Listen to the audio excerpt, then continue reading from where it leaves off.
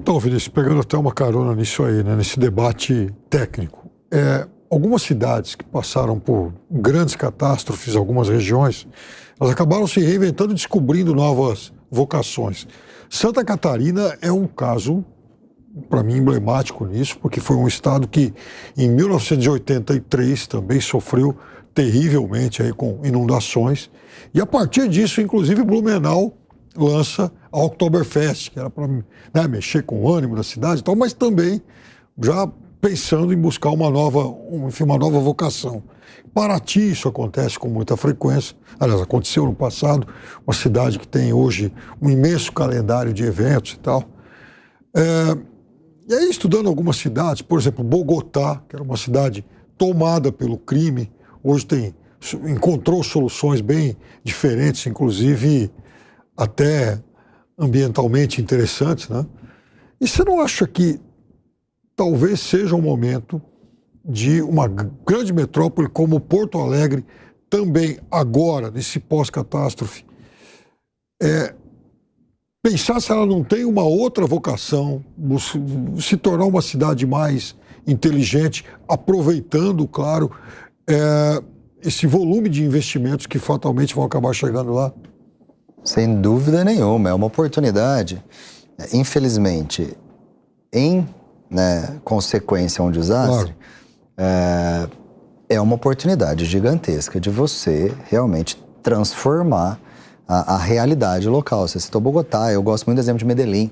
Para mim é uma das grandes referências que todo gestor público deveria, conhecer o que a cidade se transformou em 30 anos, independente ali da ideologia política, porque a população ela realmente entendeu que ou a cidade mudava ou eles não iam continuar vivendo naquele mundo do crime, a cidade mais violenta do mundo, hoje é das melhores cidades do mundo. E chegou no limite lá também, né? Mais ou menos como... Exato, não, exatamente, a cidade mais violenta do mundo era o pior lugar para você viver no mundo, e houve essa virada de chave, né?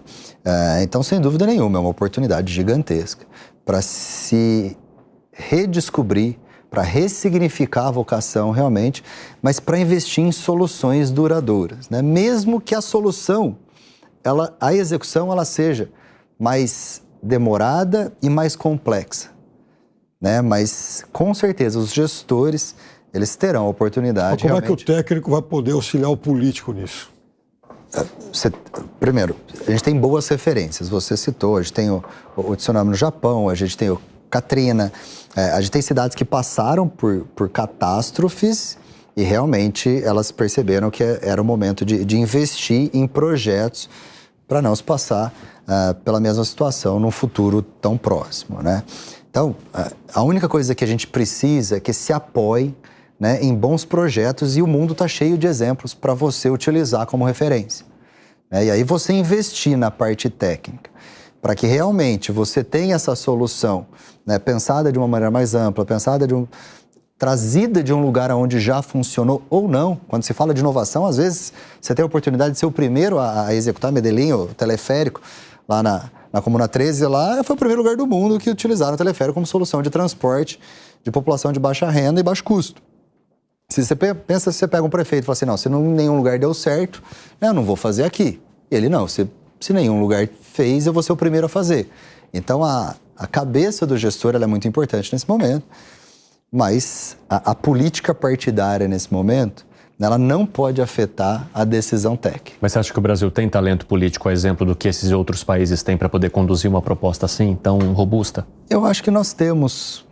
Para ouvir o corpo técnico temos de uma maneira... boas coisas acontecendo. Eu acabei de citar o governo de São Paulo, aqui, que a gente está mudando o investimento nosso, quando se fala de mobilidade, né? Que há muitos anos a gente abandonou o segmento ferroviário para investir em rodoviário. A gente está no momento que a gente está hoje, a gente vive aqui em São Paulo, a gente utiliza São Paulo, sabe que está esgotado e não tem outro caminho, a não ser mudar o modal. E isso é um ato realmente corajoso, porque é a longo prazo, não vai ficar pronto, custoso, exige um planejamento que ele é muito complexo. Existe brigar com lobby. Existe você realmente não agradar segmentos que às vezes preferem outros. Exatamente.